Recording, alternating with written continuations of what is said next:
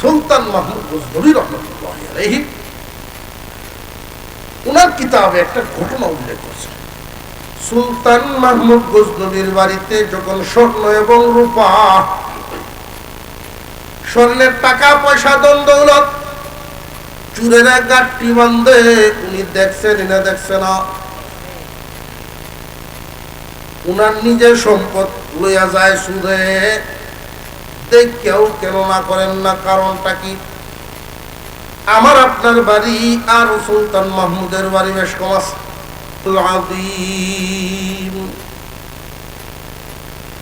وقال رسول الله صلى الله عليه وسلم تموتون كما تحيون وتحشرون كما تموتون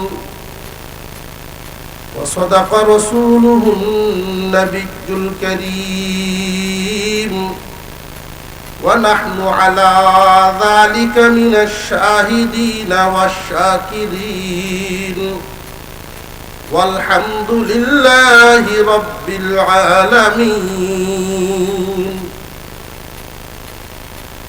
কলসহাটি পূর্বপাড়া জামে মসজিদ ও যুব সমাজের উদ্যোগে আয়োজিত নবম বার্ষিক ইসলামী সম্মেলন আয়োজিত আজকের এই সম্মেলনের শ্রদ্ধাভাজন সভাপতি হযরতুল আল্লাম হযরত মাওলানা আব্দুল্লাহ আল মুকিম সাহেব দামাত বরকাতুহুল আলিয়া, আজকের মাহফিলের যিনি মধ্যমণি, প্রধান অতিথি, প্রধান আকর্ষণ, জামানায়, বর্তমান জামানায় উলামায়ে কেরামের মধ্যে একজন বলিষ্ঠ কণ্ঠস্বর, শ্রুতের বিপরীতে যিনি সাহসের সাথে দাঁড়িয়ে থাকলে লৌহ মানব, হক কথা বলতে, হক পথে চলতে নির্ভয় আল্লাহর এক সৈনিক হযরতুল আল্লামা হযরত মাওলানা মুফতি রিজওয়ান রফিকি সাহেব, ওনাকে মজলিসপুর মাহফিলে বসিয়ে আমি চলে আসছি। আমি আপনাদের সামনে থাকতে থাকতে ইনশাআল্লাহ আল্লাহ যেহেতু উনি হাজির হয়ে যাবেন, আল্লাহ যেন সহজ করে দেন, আমরা বলি আমিন। উপস্থিত হযরত উলামায়ে কেরাম, সর্বস্তরের সুধী সমাজ, আল্লাহ পাকের দরবারে শুকরিয়া আদায় করি, যিনি একান্ত দয়া করে মেহেরবানি করে এলাকার বহু মানুষ থেকে বাছাই করে আজকের এই দ্বীনি মজলিস জান্নাতের বাগানে শামিল হওয়ার তৌফিক দান করেছেন, বলি আলহামদুলিল্লাহ। এমনই একটা সময়ে, এমন এক জায়গায় মহান আল্লাহ আমাদেরকে বসাইছেন, যেই সময়টার মধ্যে, যেই যুগে মানুষ গুনাহকে গুনাহ মনে করে। বর্তমান সময়টা এমন পার হচ্ছে, গুনাহকে মানুষ গুনাহ মনে করে না, এটা যে গুনাহ মনে হয় না। অপরাধ করার পরে, অন্যায় করার পরে অপরাধীর অনুশোচনা হয়, তার ভিতরে মনুষ্যত্ব থাকলে অনুশোচনা হয়, চেহারায় বোঝা যায়। চেহারা মানুষের ভিতরের আয়না।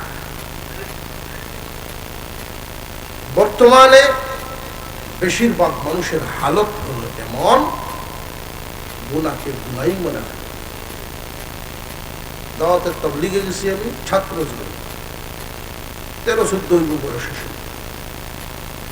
3 দিন ছিলাম।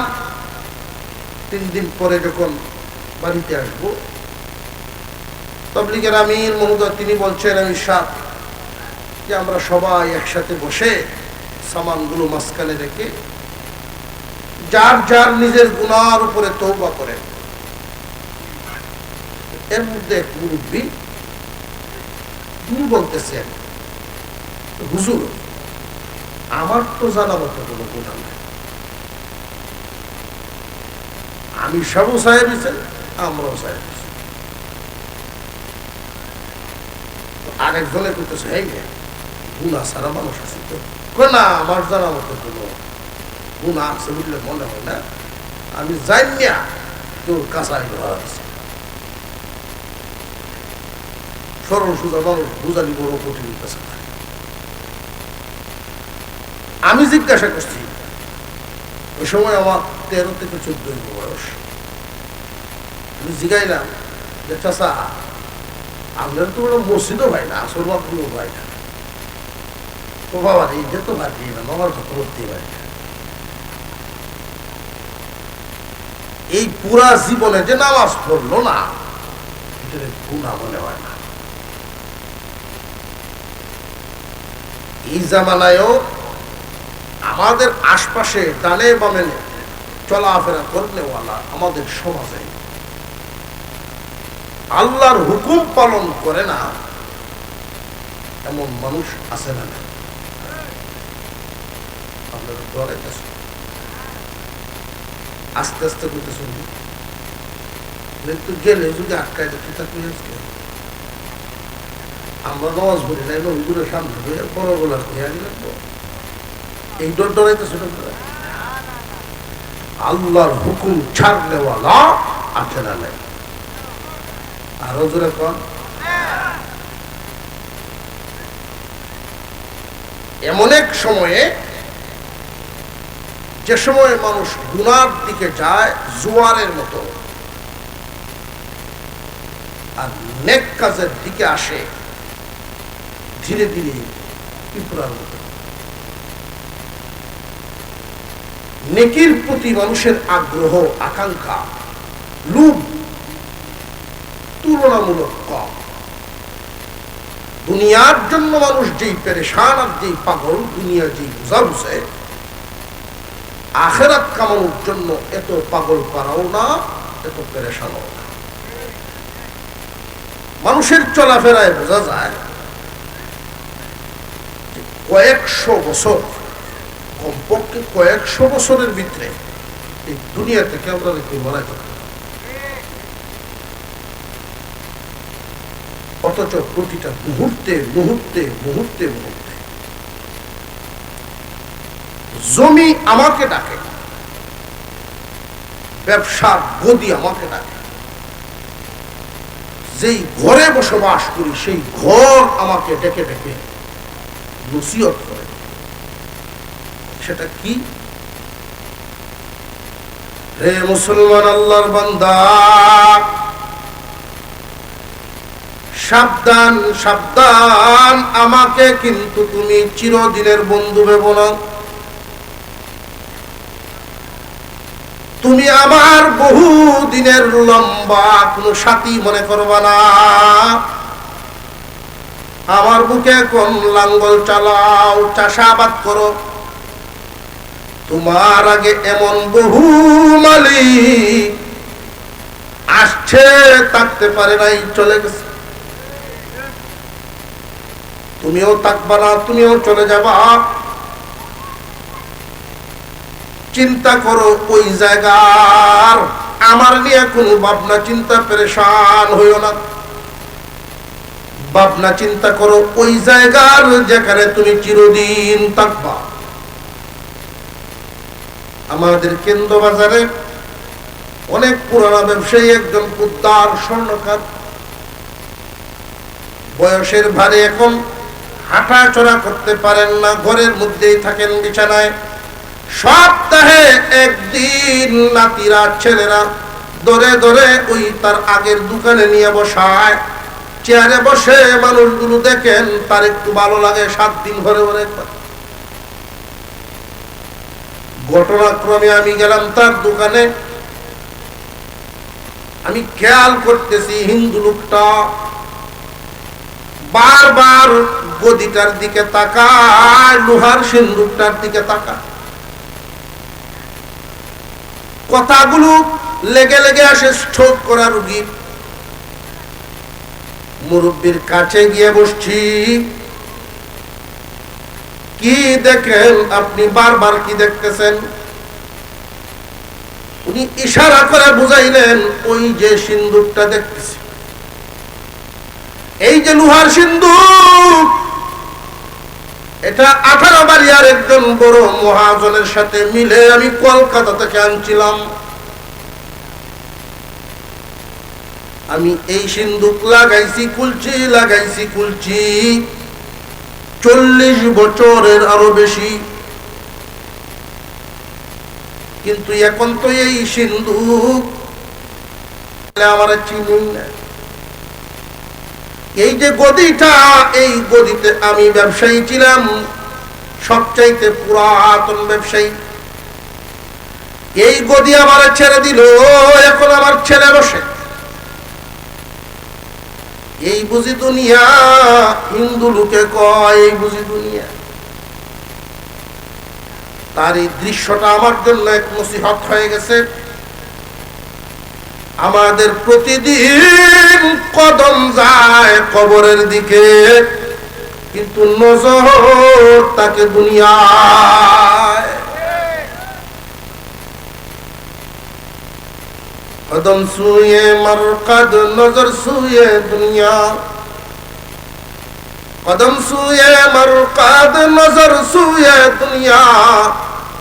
किधर जा रहा है किधर देखता है, किधर जा रहा है किधर देखता है। কোন দিকে যাও আর কোন দিকে তাকাও, প্রতিটা মুহূর্তে মুহূর্তে আমাদের রওনা কিন্তু কবরের দিকে। একদিন ছিলাম না, একদিন থাকবো না, শব্দটা একদিন থাকবো না, না একদিন দুনিয়া থেকে চলে যাব শব্দটা এভাবে না, চলে যাচ্ছি যাচ্ছি। গরির এক একটা কাটা ঘুরে আর আমারে ডেকে ডেকে বলে বিদায় নিলাম, আর ফিরব না।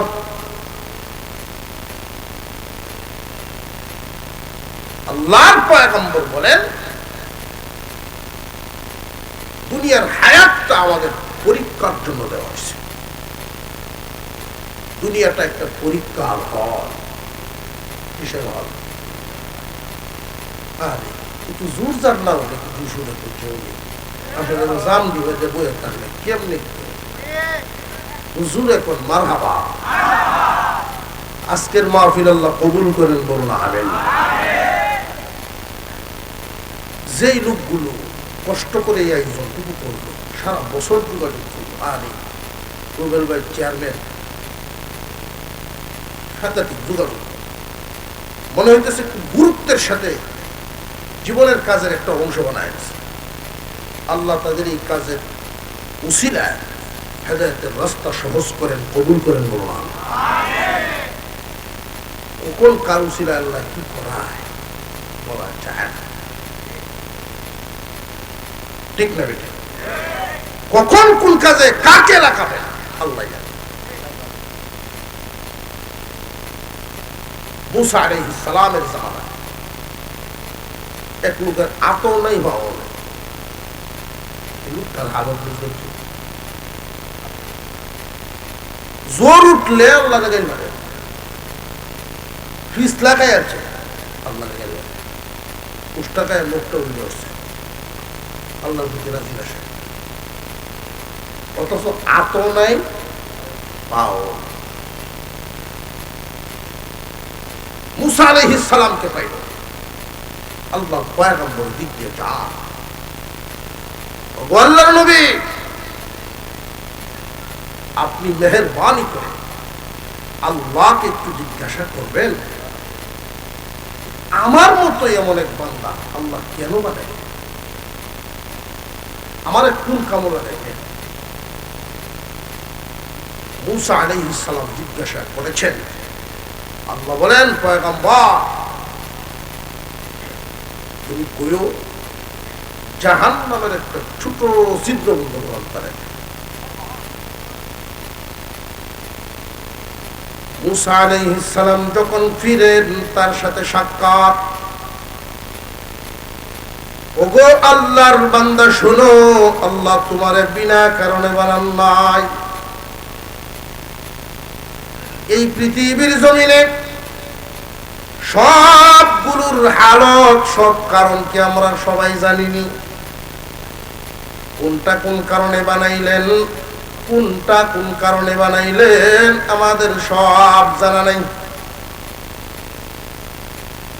আমরা যে বসি ভাই, সমাজের মানুষ বসি ভাই না, ওলা মানে কিতাব তুলে কিনতে ভাই, জির তুলে আমরা মনে করতাম জির আল্লাহ বানাইছে, বসি বাউলের লেখিয়া। কিন্তু জিরের যে আরো অনেক বড় খেদমত, জিরের দায়িত্ব কি জানেননি? মোটা মোটা, এর চাইতে মোটা মোটা আরো লম্বা লম্বা জির 1 মাইল 1.5 মাইল নিচেও আছে। 100 ফুট 200 ফুট না, 1 মাইল 1.5 মাইল নিচেও আছে। এই জিরগুলো যখন মাটির নিচ দিয়া যায়, খেয়াল করে দেখবেন ছিদ্র করে যায়, ভোগ করে যায়। নিচেও জমিনের গভীরেও ভূগর্ভে এগুলো আছে। আল্লাহ রাব্বুল আলামিন এই জির জমিনের ভিতরে রাইখা, জিরের দায়িত্ব হলো, জিররে আমার মানব জাতি, আমার ইনসান বান্দারা জমিনের উপরে থাকবে। এই জমিন যেন শ্বাস নিতে পারে, দম পালানোর জন্য তুই পথ করে দিবি। ওই যে রাস্তাটা হয়, ওই চিকন রাস্তা দিয়া শ্বাস টেনে পৃথিবী টিকে থাকে। আর নইলে 2.5 ঘন্টার বেশি পৃথিবী টিকবে না। জোরে আওয়াজ দিয়ে বলেন আল্লাহু আকবার। আল্লাহ শিয়াল বানাইছেন। শিয়াল কেন বানাইলেন? অনেকেই মনে করে আমার মুরগির বাচ্চা দিয়ে রাখতো। শিয়াল রে আল্লাহ মুরগির বাচ্চা কাউনের লাগিন বানাইছে না। জঙ্গলের অনেক বিষাক্ত বিষাক্ত পচনশীল, পচে যায় এমন মরা প্রাণী খায়। আগে দেখতাম গরু মরলে শকুনাই তো, এই শকুন নামক একটা প্রাণী আল্লাহ পাক রব্বুল আলামিন বান্দাদের গোলামি করায় শকুন দিয়ে। কেমনে দেখেন, আফ্রিকা, আমাদের দেশের সুন্দরবন, আফ্রিকার জঙ্গল, এইরকম বড় বড় জঙ্গলে এমন বিষাক্ত বিষাক্ত প্রাণী আছে যেগুলো সম্পর্কে আমাদের ধারণা নাই। ওই বিষাক্ত প্রাণীগুলো যখন মরে যায়, ওই প্রাণীগুলো শকুনে খেয়ে হজম করে। আর যদি শকুন এই প্রাণীগুলো না খাইতো, যদি পচত, এই পচন দূষ অক্সিজেন বাতাসের সাথে মিশত, তাম পৃথিবীর মানুষ 3 থেকে 3.5 মাসের বেশি কেউ টিকতে পারত না। আল্লাহু আকবার বলেন। মুসা আলাইহিস সালাম বলেন, ও আল্লাহর বান্দা, আল্লাহ বলেছেন তোমার একটা কারণে বানাইছেন, বিনা কারণে তোমারে বানান নাই। কি কাজ? আমার মতো মানুষ না দুনিয়ার কোনো লাগলাম, দুনিয়ার কোনো কাজেও না, পরিবারের কোনো কামও না। আল্লাহ আমারে কোন কামে বানাইছেন গো নবী?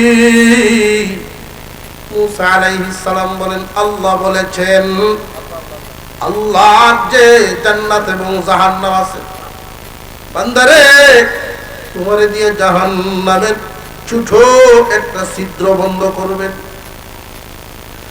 বান্দা চোখের পানি ছেড়ে দিয়ে চিৎকার দিয়ে শুকরিয়া আদায় করছে আর বলে আলহামদুলিল্লাহ, আল্লাহ আমি তো সারা জীবন নিজেকে ওকে মানুষ মনে করতাম, কোন কারণে আল্লাহ বানাইল। আজকে আমি তোমার নবীর উসিলায় বুঝলাম আমারও তোমার একটা কামনা। আল্লাহ তোমার কামে লাগবো আমি, হোক না জাহান্নাম, কামটা তো তোমার। তোমার কাছে যদি আমি লাগি গো, চিন্তার কোনো কারণ নাই, তোমার শুকরিয়া আদায় করি আমি খুশি। যেই মাত্র বান্দা আত্মহারা হইয়া চিৎকার দিয়ে আল্লাহর শুকরিয়া আদায় করেছেন, মুসা আলাইহিস সালাম তাকায়া দেখেন এই লোকটার চারটা হাত পা আল্লাহ ভালো করে দিয়েছেন। চিৎকার দিয়ে সোজা দাঁড়ায় গেছে জমিনে। মুসা আলাইহিস সালাম আল্লাহকে জিজ্ঞাসা করেন, প্রভু বলেছিলেন জাহান্নামের ছিদ্র বন্ধ করবেন, পরে দিয়ে হাত পা সব ভালো করে দিলেন যে আমি আমার বান্দার প্রতি সিদ্ধান্ত নিব, আমার এখতিয়ার, সিদ্ধান্ত পাল্টাবো আমার এখতিয়ার, হুকুম আমি দিব আমার এখতিয়ার, জান্নাত আমি দিব এটা আমার এখতিয়ার। আমি যদি কাউকে মাফ করে দেই, কারণ ক্ষমতা নাই, আমাকে প্রশ্ন করবে কেন মাফ করে দিলাম।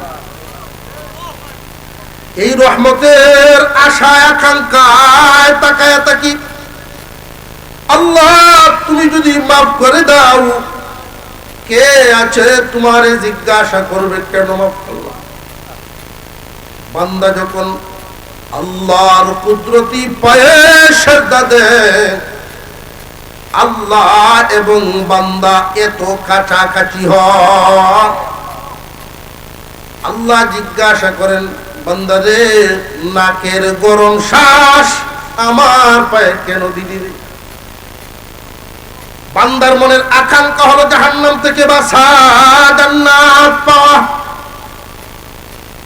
মহান আল্লাহ ফেরেশতাদের সাক্ষী রেখে বলেন, আমার কুদরতি পায়ে যারা নাকের শ্বাস লাগায়া দিল, সাক্ষী থাকো আমি এদেরকে জান্নাত দান করব। আরো জোরে কই সুবহান। মুসলমান ভাইয়েরা আমার, এই দুনিয়া হলো পরীক্ষার হল। পরীক্ষা দেওয়ার সময় ধৈর্যের প্রয়োজন আছে না নাই? এই দুনিয়াতে বেঁচে থাকতে গেলে আল্লাহর সাহায্য দরকার আছে না নাই? আমরা দোয়া করি আল্লাহর সাহায্য পাওয়ার জন্য, দোয়া করি ঠিক কিন্তু ধৈর্য ধরি না। দোয়া করি ধৈর্য ধরি। অথচ ইব্রাহিম আলাইহিস সালাম দোয়া করেছেন, ওনার বিবি দুইজন, সন্তান নাই একজন। ইব্রাহিম আল্লাহর খলিল, মানে আল্লাহর বন্ধু, আল্লাহর খলিল দোয়া করেছেন, রব্বি হাবলি মিনাস সালিহিন, রব্বি হাবলি মিনাস সালিহিন, আল্লাহ আমার একটা নেক সন্তান দাও। একদিন নয় দুদিন নয়, আল্লাহর খলিল একটানা 12-13 বছর পর্যন্ত দোয়া করেছেন। হাঁটার মধ্যে ওই দোয়া করতেন, সেজদায় ওই দোয়া করতেন, শুয়ে শুয়েও তিনি এই দোয়া করতেন, পাহাড়ের গর্তে গিয়ে লম্বা সেজদা দিয়েও এই দোয়া করতেন। একটানা 1 যুগ পার হয়ে গেল। ইব্রাহিম আলাইহিস সালাম এত সময় দোয়া করেছেন, এতদিন একটা নেক সন্তানের, আয় আল্লাহ নেক একটা আওলাদ তুমি আমারে দান করো। আমি ইব্রাহিম যেদিন থাকবো না, কে তোমার নামের দাওয়াত দিবে? আল্লাহর কাছে চাইতে চাইতে মহান আল্লাহ উত্তর দিলেন, ফাবাশশারনাহু বিগুলামিন হালিম, সুসংবাদ গ্রহণ করো, সহনশীল ছেলে। কতদিন ধরে 12 থেকে 13 বছর, সকালে দুপুর রাতে ভোরে তাহাজ্জুদে হামেশা। আমরা দোয়া করি ঠিক, দোয়া বেশিক্ষণ চালু রাখি না, ধৈর্য করি।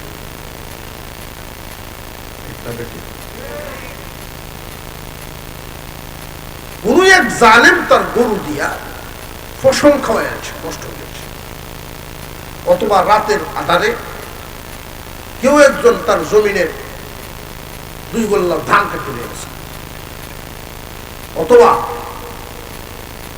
কে বা কারা তার ফিশারি। বর্তমান সময়ে এই গজব, একে অপরের পিছনে শত্রুতা শুরু হচ্ছে। ভাই,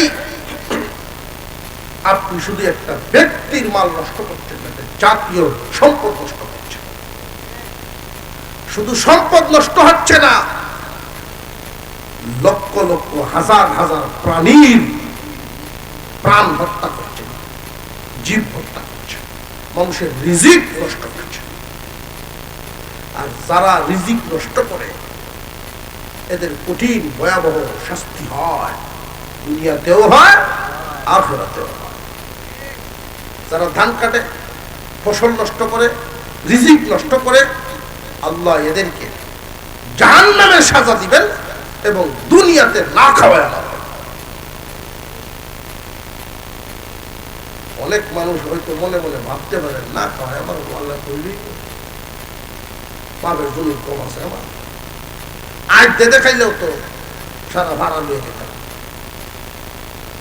ব্যাংক ভর্তি টাকা থাকতে পারে, কিন্তু ডাক্তারের যে অনুমতি নাই, খাইবা খাইলে মরবা। কি খাইব? দেওয়া এসে দেখতো গুহালের মিষ্টি হয়েছে, বেওয়াই খুব শখের বেওয়াই মুক্তা গাছের মনটা আনছে, ছায়া ছায়া দেখে চিপড়াটা বাজিয়ে। ডাক্তারের অনুমতি নাই, খাইলেই মরবে। সাবধান জানিয়ে রাখবেন, আল্লাহ ছাড় দেন, দিল দেন, দেখি তুই কুয়ুরস। মহান আল্লাহ কোন অপরাধীকে ছেড়ে দেন না। যাওয়ার জায়গা তো নাই, কই লুকাইবা? চতুর্দিকে আল্লাহর আসমান, তুমি কই যাইবা উসমান? ঠিক না? ঠিক। সুলতান মাহমুদ গজনবী রাহমাতুল্লাহ আলাইহি ওনার কিতাবে একটা ঘটনা উল্লেখ করছে।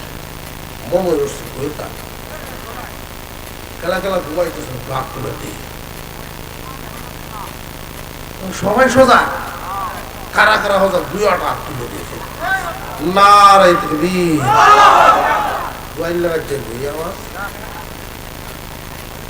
মজলিস করতে কি মনে হইতো আরম্ভ হচ্ছে কেমন লাইটের আওয়াজ, তাহলে একটা আউরিত তো হয়তো মাদ্রাসা বা একটা ভাড়া আছে, একটু ঘুরে গেল। নারায়ে তাকবীর, আল্লাহ কবুল করেন। সুলতান মাহমুদ গজনবী উনি মাঝে মাঝে রাতের বেলায় বের হতেন জনগণের হালত দেখার জন্য। আর ওই সময় তিনি সেনাবাহিনী সৈন্য সামন্ত নিয়ে যেতেন না, ছদ্মবেশে একা একা। একদিন ঘুরতে ঘুরতে একলা একলা আড়ে গিয়ে দেখে একটা জায়গা 2-3 রাস্তার মোড় এলো কয়েকজন মানুষের পরিশোধী বাজার। রাতের বেলায়, রাত 10টার পরে, বর্তমান সময় একটু বেশি হয় 11টা-12টার পরে, যদি গভীর রাত্রে মানুষ বাহিরে থাকে, লক্ষ্য কিন্তু ভালো না। ভদ্রলোকেরা বলেন, ভদ্রগণের সন্তানেরা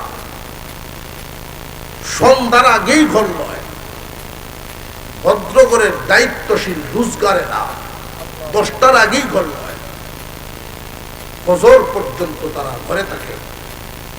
সূর্য উঠার আগে আল্লাহর বান্দা উঠে যায়। এখন যেই তাল শুরু হয়েছে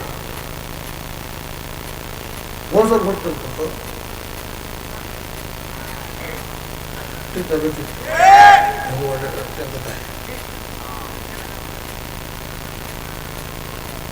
ফজর পর্যন্ত, ফজরের আজান করে এরপরে ছাড়তে চায় না, মোবাইল ধরে রাখতো।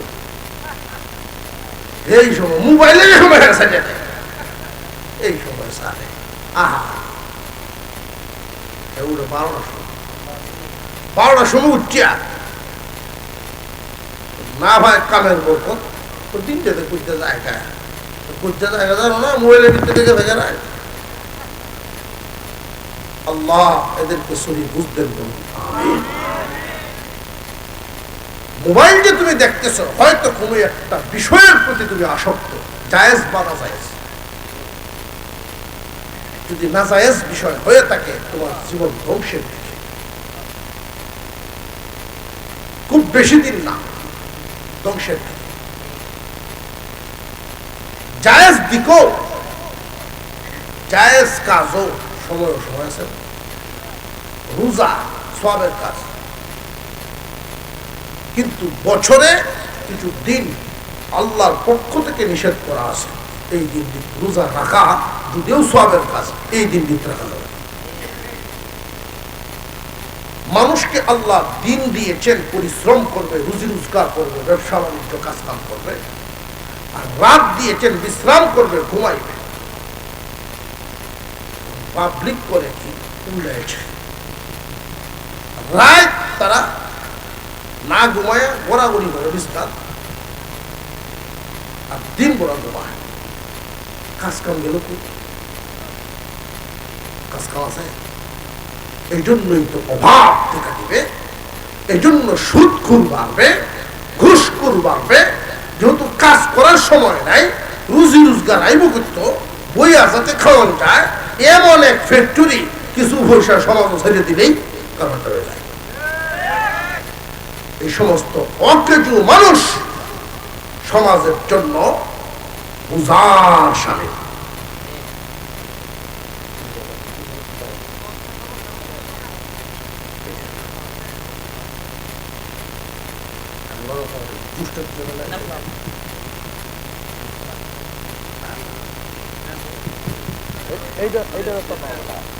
আমরা তো লোক এইটা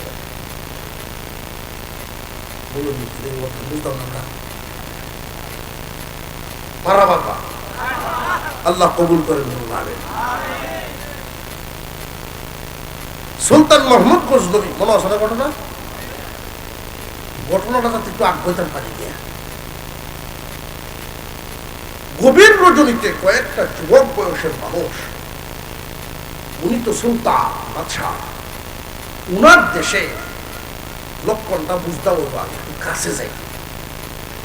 উনি কি সুলতানি বেশ না ছদ্মবেশ? ছদ্মবেশ। ছদ্মবেশে যেহেতু বের হয়েছে, একজন সাধারণ ইনসান কাছে গিয়ে উনি জিজ্ঞাসা করেছেন সালাম দিয়ে, আসসালামু আলাইকুম। তোমরা কারা এত রাতে? উনি তো মনে মনে তো জানা আছে উনিকে, ওনার পরিচয় নিজেরটা নিজে জানবেন। তার প্রয়োজন ইচ্ছা করলেই কোনো ভার্সিটি ভাষা শিখতে দিতে তার ভাষা। আরেকজন সুরের ক্ষমতা আতক। হাত দেখি পৃথিবীর যত শক্ত এবং মজবুত উন্নত তালাই হোক, চাবি লাগে না, হাত দিয়ে ধরলেই তালা খুলে যায়, পরিপাবে। এক একজন সুর যার যার ক্ষমতা বর্ণনা করতেছে। দুইজন হইল, কারণ মিশন হইল স্পেশাল মিশন, স্পেশাল টিম লাগবে। সুলতান মাহমুদ গজনবীর বাড়ি আজকে ধরা বললে একগুলো বাড়ি তুলতে উপায় নেই। আর কামরা বানায় তাহলে লালে লাল বাবা সাজালাম দল প্রশিক্ষণ প্রাপ্ত কোয়ালিটি ঠিক মতো বললে কাগজ দিয়ে বললে বা সলা দিয়ে বললে কয়েক পল্লা দিয়া মাটির তলে পুকুরে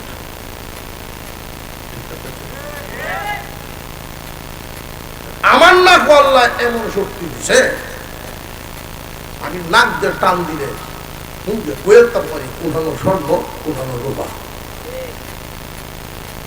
বাবা তুই থাক। তোমার ক্ষমতা কি? চতুর্থ জন বলেন আমার ক্ষমতা চোখে অমাবস্যা রজনীতে যদি একজনকে আমি একবার দেখি জীবনে মৃত্যুর আগে তার আর বলতাম না, প্রয়োজনে কাজে লাগবে, তুমিও তা হও। এই যুগ এই বেটা সুরা আছে কোনো এরকম পাওয়ার আছে? তাহলে টিমও থাকবা। এখন কি করব? জীবনে চুরি হলো পাঠ আছে, যদি একটা কিছু না বলে বলো যাইতে আমার একটা আছে ক্ষমতা, তোমরা সবাই যদি বিপদে হলো আমার সেই ক্ষমতার বলে বাস্তা আমার ক্ষমতা দাঁড়িয়ে তো তার ভিত্তিতে ক্ষমতা যদি ফাঁসে যাওয়া ধরা হয়ে যাও ফাঁসির রায়ও যদি হয়ে যায় আমার দাড়ি লালা দিলেই মাপ। এখন সাইরোজন বাকি সাইরোজনে আঞ্জায় বসছে আঞ্জায় ধরিয়া আপনি আমরা বস নিশ্চিন্তা চিন্তা কথা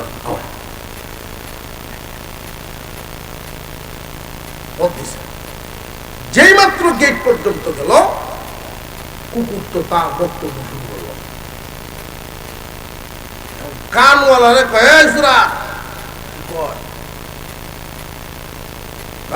কয়ে বুঝতেছি না হিসাব নিকাশ এলোমেলো লাগতেছে। কি করে হ্যাঁ এলোমেলো, আমরা এখানে যারা আছি প্রত্যেকেই এক এক এলাকার নাম করা প্রশিক্ষণ প্রাপ্ত সুর, কিন্তু কুত্তার বাসা আসতেছে আজকে ভিন্ন। কুকুরে কয় চিন্তার কোনো কারণ নাই, ভাবনার কোনো কারণ নাই, মালিক সাথে আছে। এখানে তো আমরা সব কিছু অর্থ বুঝাইতেছি, আরেকজনের ভুল ব্যাখ্যার উপরে চুরিটা হইতাম এর কোনো মালিক নেই। যেই বয়ান কুত্তায় দিছে কুকুর ওই মাখলুকে যেই সংকেত দিল বয়ান দিল সে কি বেঠিক দিছে না সঠিক দিছে? কিন্তু তারা বুঝলো না, অতি আগ্রহে অগ্রগামী আতওয়ালা কই গেটের তালাবান সাথে সাথে নাকওয়ালা আগে নাক খাড়া করে দিছে।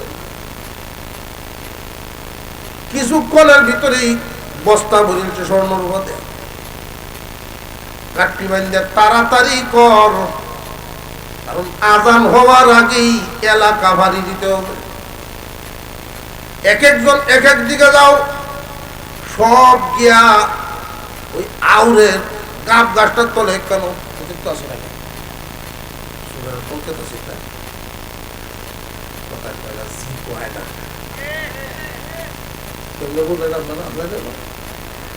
এই জন্যই তো কথা কইতেছে না, প্রত্যেকেই বুঝতাম। বট গাছের তলে সব গিয়া জমা হয়েছে, অন্ধকার থাকতে থাকতেই বন্টন শুরু হয়ে যাবে। যার যার বললো লাগবো গিয়া, সবাই গিয়া একটা নইল, একজন সুর কম, সুর একটা 5 জন আছে 4 জন আছে,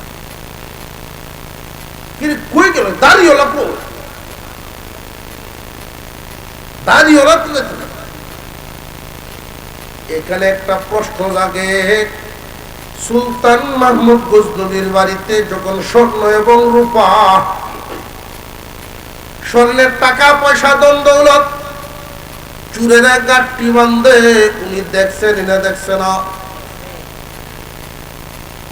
উনার নিজের সম্পদ লইয়া যায় সুদে, দেখেও কেন না করেন না? কারণটা কি? আমার আপনার বাড়ি আর সুলতান মাহমুদের বাড়ি বেশ কম আছে। আমার বাড়ি চুরাইলে চুরের আটকালি ছাড়া পথ নাই, কারণ একবার যদি বাড়িতে বাইর হইতে পারে এ হইব সবচাইতে দামি মানুষ এলাকা, সুর ধরতাম না। যদি বাইর হইয়া যাইতে পারে আর লাগাল পাইতাম না, ধরার ক্ষমতা আমার নাই। কিন্তু যার বাড়িতে সুলতান মাহমুদ গজনবীর বাড়িতে চুরি করছে, গজনবীর ধরার ক্ষমতা আছে না নাই? উনি শুধু এই মুহূর্তে চিহ্নিত করেছেন কার ছেলে কার নাতি, কার ছেলে কার নাতি শুধু চিহ্ন রাখছেন। এখন ধরার দরকার নাই, যা ইচ্ছা করতে তাক ধরার ক্ষমতা আমার আছে। এটা ভাবিস না হাত থেকে পালাইবি। কই যাইবা? উসমান চতুর্দিকে আসমান।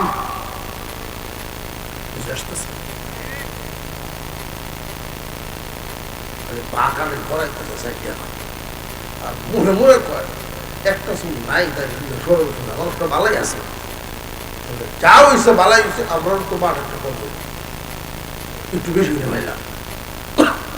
বাগানি ঘরাইতেছে, এমনি দেখে সেনা বাহিনী পিছন দিয়ে তারা অ্যারেস্ট, হাইরে দুসব করা আসছে, বাইন্দে যখন হদ দিছে, এমনি একটা আরেকটারে কয় উস্তরে চুরি করছিলাম সলিমুদ্দিন বাইত করতাম এটি বলা আছে, কলিমুদ্দিন বাইত করতাম এটা বলা আছে, কিল মুড়া খায় দু চারটা বাড়িতে সাইডে দিত। এমন এক জায়গা ধরা পড়ছি জীবনে আর বাড়ি যাওয়া হতো না। একটা খাদ্য যেই মাত্র রাজ দরবারে নেওয়া হল, 4 জন সুলপাগল 4 জন কাতার বান্ধে তুলে ফাঁসিতে রক্ষা। সুলতান মোহাম্মদ গজনবী বলেন, এমন বিখ্যাত সুর আমার দেশ, উপায় নাই, সব এই মানুষের অশান্তি শুরু হবে, ফাঁসিত লটকাও। সুলতান মোহাম্মদ গজনবী এখন কি আর রাইতে সুর আসেনি? সুলতানের পোশাক, সেনাবাহিনী, উজির নাজির, কি শান শৌকত, উনি হুকুম দিলেন লটকাও। 4 জন আস্তে আস্তে লাইন বেঁধে কাতার বেঁধে উঠতেছে ফাঁসির মঞ্চে। একটা সুর কান্দে না, একটু বড় বড় ছায়, মুসকি মুসকি হাসি মানে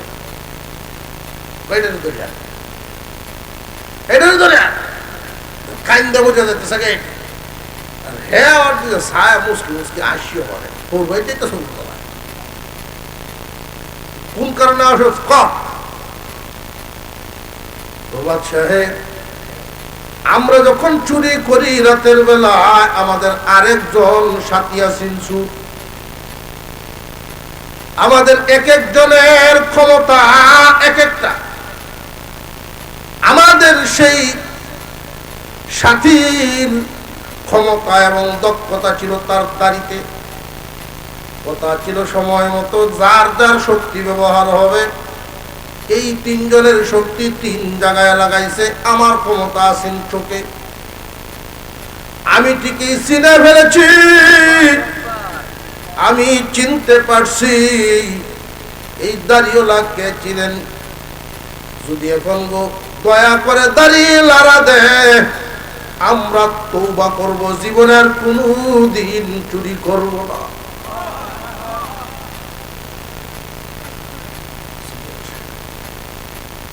সুলতান মোহাম্মদ গজনবী বলেন, যদি তওবা করস রে, আল্লাহ তোদের গুনাহ মাফ করবেন, মর্যাদাও বাড়ায়া দিবেন। এই চোখওয়ালা দৃষ্টিওয়ালার উসিলায় বাকি তিনটার তওবা নসিব হইল, মুক্তিও পায় গেল। দুনিয়ার মানুষেরা রে, চক্ষুওয়ালা সমাজের আলেমগণ, আলেম উলামাগণ তোমাদেরকে রাস্তা দেখান, পথ দেখান। এদের দেখানো পথে যদি চলতে পারো, এদের উসিলায় নাজাতের ব্যবস্থা হবে। মুসলমান ইমানদার ভাইরা আমার, আল্লাহ সব দেখেন না, দেখেন না? যদি আমরার মতো এত অধৈর্য হইতেন, উহায় আছি, রমজান রোজা রাখছে না, আল্লাহ যদি দুটো ফেরেশতা দিয়ে দুটো সব তুই তারপর খায় উহায় আছি, আট পান্তা হয়ে হঠাৎ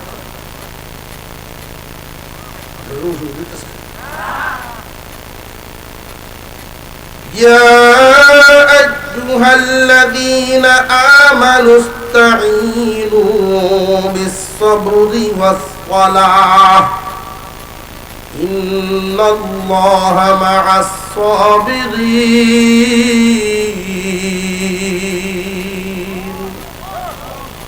আল্লাহ বলেন, হে ঈমানওয়ালারা, তোমরা চাও, সাহায্য চাও, দুইটা গুণ সাথে রাইখা সাহায্য চাও। এক নম্বরের গুণ, ইস্তাঈনু বিস-সাবর। এক নম্বর সবর নামক গুণ সাথে রেখে সাহায্য চাও। দুই নম্বর নামাজ পড়ে চাও। সবরের সাথে নামাজি দোয়া করতে থাকো, সবরের সাথে নামাজি দোয়া করতে থাকো, সবরের সাথে নামাজি চাইতে থাকো। আল্লাহ রাব্বুল আলামিন বলেন, বান্দারে তুমি যদি সত্যি সবরওয়ালা হও, নামাজি হও, আল্লাহ বলেন ইন্নাল্লাহা মা'আস সাবিরিন।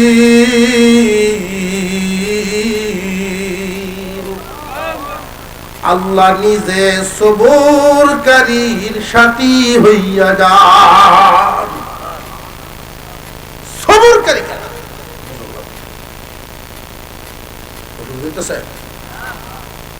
অসুবিধা হইলেও হুজুর না সাগরটা আমাদের ভোট লাগে, হুজুরও খায়, অসুবিধা নেই ইনশাল্লাহ। চিৎকার দিয়ে আওয়াজ দিয়ে বলেন মারহাবা। ওয়াজ যারা জুহাইছে হুজুর দিয়ে মারছে, ওয়াজ আমার হুজুর হয়। আমরা লড়াছড়ার কারণে যাতে এই কথা পাওয়ার সুযোগ না পায়। নারায়ে তাকবীর। সবর এবং নামাজ, কয়টা গুণ লাগবে? দুইটা, ধৈর্য এবং নামাজ। ধৈর্য কি আসলে আমাদের আছে? দোয়া করার পর সাথে সাথে 100 ধৈর্য, আমরা। আর নবীগণের স্বভাব ছিল, নবীগণের নীতি আদর্শ ছিল আল্লাহর কাছে চাওয়া, দেওয়া না দেওয়া কার কাছে? আল্লাহ যদি চান মাফ করবেন, বাধা দেওয়ার কেউ নাই। আল্লাহ যদি মায়া না হয় দিবেন না, তুমি জোর করার কেউ নাই। উনি মালিক আর আমরা সব গোলাম। গোলাম গোলামের জায়গায় টাকা চাই। গোলাম যদি জায়গা বদলায়, মালিকের সন্তুষ্টি পাবে না। গোলামের জায়গা কি? গোলামের জায়গা হইল বাড়ি ঘরে কুত্তা ভালি। একটা কুকুর মালিকের বাড়িতে থাকেন, প্রচন্ড শীত আসতেছে, এমন কোন মালিক আসেনি কুকুরের নিয়তে তুষকের অর্ডার দিচ্ছে।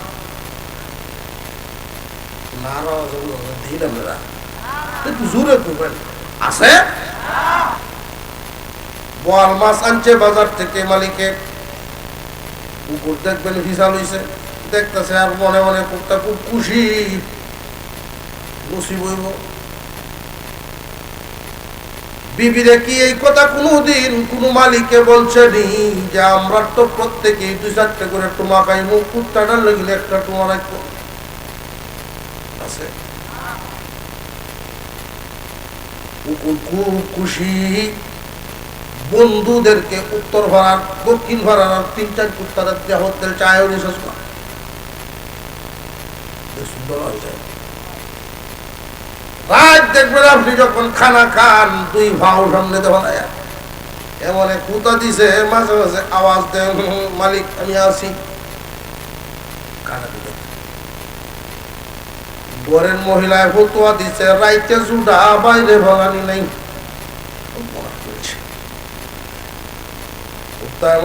বাইরে দিলে সব বোনাস করে সারা রাত উপাস। তুই এই কুকুরকে কোনদিন মালিকের বাড়ি ছাড়ছেনি? এই মালিকের বাড়িতে যদি কোনো চোর ঢুকে, কুকুর জিন্দা থাকার অবস্থায় চোরের ছাড় পাবে না। আল্লাহ হলেন মালিক, আমরা তার গোলাম। আল্লাহ আমাদের যাকে যেই হালতে রাখছেন, আমাদের কাজ হলো মালিকের সন্তুষ্টি, মালিকের প্রতি খুশি থাকা। মালিক আমাদের যাকে যেই হালতে রেখেছেন খুশি। কেউরে সুখ শান্তি বেশি দিছেন, কেউরে কম দিছেন, কেউরে জায়গা বেশি দিছেন, কেউরে কম দিয়েছেন, কাউরে ছেলে দিয়েছেন, কাউরে মেয়ে দিয়েছেন, কাউরে উভয়টা দিয়েছেন, কেউরে কোনটাই দেন নাই। আল্লাহর যা মর্জি হয়, যেমনি মর্জি হয় এমনিই দিবেন। বান্দার উচিত হলো আল্লাহর বন্টনে সন্তুষ্ট থাকা। বান্দারে যদি আল্লাহ কষ্টে রাখেন, কষ্টে তাইকাই আল্লাহর শুকরিয়া আদায় করা। বান্দা তোমারে আল্লাহ কালা বানাইছেন, বান্দারে তোমার আল্লাহর কাছে এভাবে দেখতেই ভালো লাগে। আমি একদিন এক লোককে বলছি, দাড়িটা রাখেন, বহির দাড়ি দেখতে রাখি না, বহির দাড়ি কোনটা? বহির দাড়ি কিভাবে বুঝাই আমরা? আপনি কইছেন, আপনি বুঝাইতেন না, আপনি কি খেয়াল করছেন? বহির তুতা বুঝে দিলে দাড়ি এই নামটা কেলা লাগলো, এটি কেমন বিটলা নামটা। ছাগলের তুফার দাঁড়িয়ে আছে, এইরকম দাঁড়িয়ে নাম তো বহির দাঁড়ি। ও বহির দাঁড়িয়ে দেখে রাহিটা কম যে। আমি তারে বুঝাইলাম, আমরা গোলাম, আল্লাহ আমাদের মালিক। মালিক তার বান্দারে যেমনে দেখতে ভালো লাগে এমনি বানাইছে। এখন তোমার তুতা যদি তুমি অপারেশন করে দিতে ইচ্ছা করলে কিছু ভেসুয়া বা ফাট কাটতে লাগালো। আমার এই কথাটা তার খুব বুঝাইছে যে আল্লাহর কাছে বান্দার এই হালত ভালো লাগে। মনে রাখবেন, কুকুর যেমন না খায়াও মালিকের পাহারাদারি করে, আল্লাহ আমাদের যাকে যেই হালতে রেখেছেন এই হালতে থেকেই মালিকের বাড়ি পাহারা। মানে কি, আল্লাহ পাক রব্বুল আলামিন এই জগতে যুগে যুগে নবী পাঠাইছেন মানুষকে দিনের রাস্তা দেখাইবেন, জান্নাতের পথ দেখাবেন। আমাদের নবী বিশ্ব নবী রাহমাতুল লিল আলামিন, আখিরি জামানার পয়গম্বর, শেষ নবী। উনি দিনের দাওয়াতের মিশন নিয়ে এসেছেন, কমপ্লিট করে কিয়ামত পর্যন্ত মানুষকে রাস্তা দেখায় গেলেন। এই রাস্তার উপরে চলবে। আল্লাহর পয়গম্বর বলেছেন, আনা খাতামুন নবিয়্যিন লা নবিয়্য বাদি, আমি শেষ নবী, আমার পরে আর কোন নবী নাই। তারাকতু ফিকুম আমরাইন, রেখে গেলাম 2 জিনিস। লান তাদিল্লু মা তামাসসাকতুম বিহিমা, কিতাবাল্লাহি ওয়া সুন্নাত রাসূলি। রাসূল বলেন আঁকড়ে ধরে রাখবা, কামড়ে ধরে রাখবা, দুই জামি দিয়া চাপ দিয়া যেভাবে জান চাইলে কামড় দেয় এইভাবে দুনিয়ার ক্ষতি হয়ে যাবে, তবু এই দুই দৌলত কখনো ছাড়বা না। এই দুই দৌলতকে আঁকড়ে ধরে রাখবা। আমার উম্মত জেনে রাখবা, কোন জাতির ক্ষমতা নাই তোমাদের উপরে আঙুল লড়াবে, কোন জাতির ক্ষমতা নাই তোমাদেরকে শাসন করবে। আমি এমন দুই দৌলত রেখে গেলাম, একটার নাম কুরআন আর একটার নাম নবীর আদর্শ সুন্নাত। কুরআন সুন্নাহ যদি আঁকড়ায় ধরে রাখতে পারো, তোমরাই জমিনের রাজত্ব করবা, আমার নিয়ামত তোমরাই ভোগ করবা। আল্লাহর পয়গম্বর বলেন আল্লাহর দেয়া নিয়ামত আল্লাহর বান্দারা খাবে, ভোগ করবে। আমি শেষ নবী, আমার পরে আর কোনো নবী নাই। যদি কেউ দাবি করে মনে করবা সে তো নবী না, সে হইল শয়তান। এই উম্মত মনে রাখবেন, আমার আপনার পয়গম্বরের গায়ের জামা ধরে টান দেয় যারা, আল্লাহর পয়গম্বরের গায়ের জামা যদি কেউ ধরে টান দেয়, বিশ্বনবীর রুহানি সন্তানেরা এই জমিনে জিন্দা থাকতে নবীর ইজ্জত কমতে দেওয়া হবে না, নবীর শান মর্যাদা নিয়ে কেউ টান দিতে পারবে না। উম্মত থাকবে যতদিন, নবীর শান মান রক্ষা হবে ততদিন। যদি শান নিয়ে কেউ টানে, জীবন দিব তবু নবীর ইজ্জত নষ্ট হতে দিব না। মনে রাখবেন সারা জীবন। এজন্য যদি শাহাদাত বরণ করতে হয়, শহীদ হয়ে যাওয়া, কোন ভয় নাই, মরে যাব এই ভয় রাখবেন না। মুসলমান নিজেকে আড়াল করে লুকিয়ে থেকে কত হাজার বছর বাঁচতে পারো, কত হাজার বছর। আজ থেকে 100 বছর আগে এখানে কেউ নেই, 100 বছর আগে একটা মানুষ এখানে নেই। আগামী 100 বছর পরে এখানকার কেউ থাকবে না। এই অল্প সময়ের জন্য কাপুরুষের জীবন ধারণ করার প্রয়োজন নেই। বীরের মতো উম্মতে মুহাম্মাদি বীর ধর্পে আল্লাহর সন্তুষ্টি হাসিল করে অল্প সময় বেঁচে থাকাই যথেষ্ট। যথেষ্ট বীরের মতো বেঁচে যাও। মরে গেলেও যে সমস্ত দুষ্কৃতিকারীরা তোমার কবরের পাশ দিয়ে গেলেও ওদের দেহটা কেঁপে উঠবে, একটা সিংহ পুরুষ শুয়ে আছে। উম্মতে মুহাম্মাদি অন্যায়ের সাথে আপোষ করবে না। আপনারা দেখেন জায়গায় জায়গায় মিছিল হচ্ছে, জায়গায় জায়গায় প্রতিবাদ হচ্ছে। বর্তমান সময়ের যেই বিষয়টা সামনে, সেটা হলো বাউলা গান। বুঝে আসতেছে? যাত্রা গানের চেয়েও নিকৃষ্ট, যাত্রার চেয়েও বাউলা নিকৃষ্ট। তার কারণটা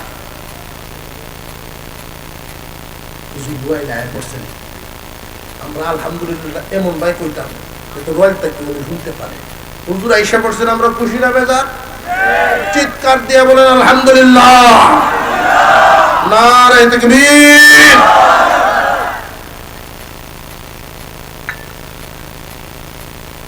যদি একখান কথা বলতেছি, এটা কেউ উপরে বলে আমাদের মাফ করবে। উম্মত জেনে রাখবেন, ইসলামকে সময়ে সময়ে ব্যবহার করা হয়, ইসলামকে ব্যবহার করা হয়, আমাদেরকে মুসলিমদেরকে ব্যবহার করা হয়।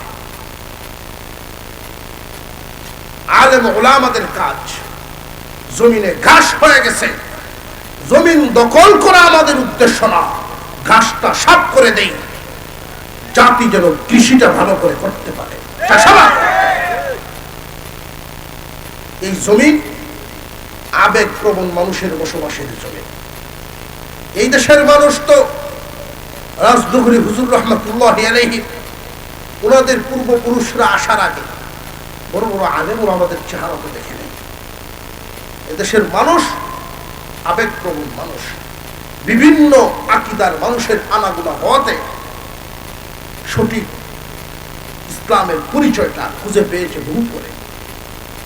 এই জন্য দেখবেন আমরা হালত দেখবেন নেত্রকোনা, কিশোরগঞ্জ, সুনামগঞ্জের এক অংশ, আমরার অবস্থা হইল বেশিরভাগ মানুষ ওয়াজ হুন্নে যাবে কান্দে, গান হুন্নেও কান্দে,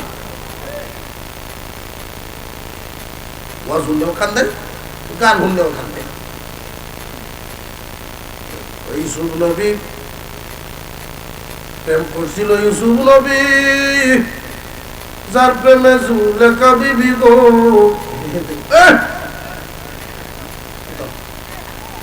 এক করে উঠছে রে ফেল দশ কুলটা করছে গেল। কথাটা কি কইছে, কি বললো? প্রেম করছিল ইউসুফ নবী। এটা কোরআন বিরোধী কথা। কি বিরোধী? আল্লাহ বলেন وراودته التي هو في بيتها وراودته التي هو في بيتها عن نفسه। যে ব্যক্তির ঘরে ইউসুফ থাকতো ওই মহিলা ইউসুফকে ফুসলায়, বাড়িওয়ালি তারে আকৃষ্ট করার জন্য টানে। ইউসুফ আলাইহিস সালাম নিজেকে সংযত করেছেন, তার টানে আকৃষ্ট হন নাই। আল্লাহ বলেন ইউসুফ পবিত্র। জুলাইকা প্রেম করতে চাইছেন, আকৃষ্ট করছেন, পারে নাই। গান লেখছে প্রেম করছিল ইউসুফ নবী, নবীর চরিত্রে দাগ লাগায়। সমস্ত নবীগণ মাসুম, সমস্ত নবীগণ মাসুম, নিষ্পাপ। পাপের হাওয়া ওনাদের গায়ে আল্লাহ নিজে লাগতে দেন নাই। কাঁচ গ্লাসের মতো করে রেখে, ভিতরে রেখে আল্লাহ হেফাজত করে রেখেছে। যাদেরকে দিয়ে আল্লাহর নামের দাওয়াত হবে জমিনে, এই মানুষগুলোকে আল্লাহ নিজে হেফাজত করে রেখেছে।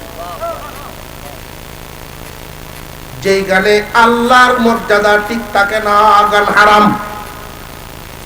যেই গানে নবীগণের মর্যাদা মাপকাঠি ঠিক থাকে না, গান হারাম। যেই গানে ওলি আর আউলিয়া উলামায়ে কেরামের মর্যাদা ক্ষুণ্ণ হয়, গান হারাম। বুঝে আসতেছে? যেই গানে আল্লাহর মর্যাদা ক্ষুণ্ণ হয়, আল্লাহর মান ক্ষুণ্ণ হয়, ওইটা কি থাকতো না বিদায়? হারাম। যেই গানে আমার রাসূলের শান মর্যাদা নষ্ট হয়, ওই গান হারাম। 3 নাম্বার, ওলি আউলিয়া উলামায়ে কেরামের শান মর্যাদা নষ্ট হয়, হারাম। আল্লাহর কালাম কুরআন, রাসূলের হাদিস, কুরআন সুন্নাহয় আঘাত করে এমন গান হারাম।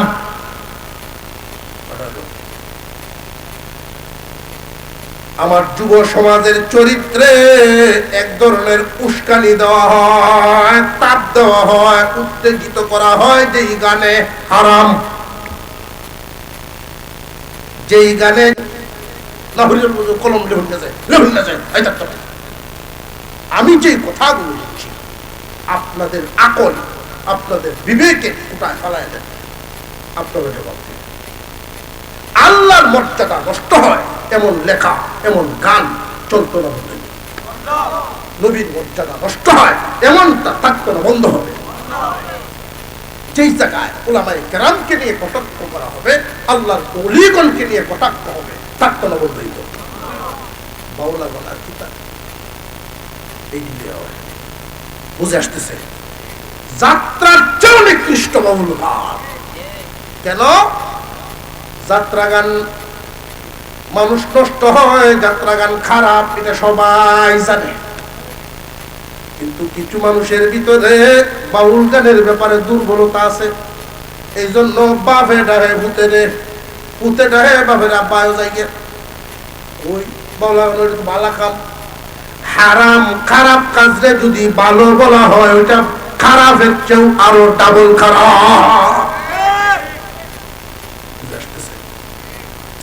কখনো কখনো অনেক সময় আল্লাহর ওলিগণ দুনিয়া থেকে বিদায় হয়েছেন, বংশধরদের মধ্যে অনেক নিম্নমানের পথহারা বংশধর, ওরা উরস করে মাজার বানায়। উনি ছিলেন আল্লাহর ওলি, বানাইছে মাজার। নারায়ে তাকবীর। এই তো নারায়ে তাকবীর। যারা যারা এখনো বাড়িতে অপেক্ষায় দোকান পাটে,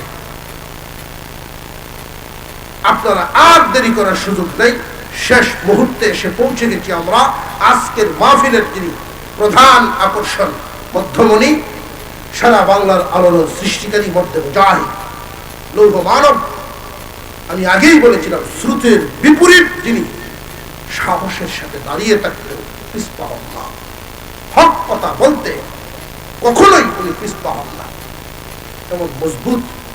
আল্লাহ তাআলা উম্মতের জন্য, আল্লাহ তাআলা উম্মতের জন্য সিপাহীকে কবুল করেন, বলুন আমিন।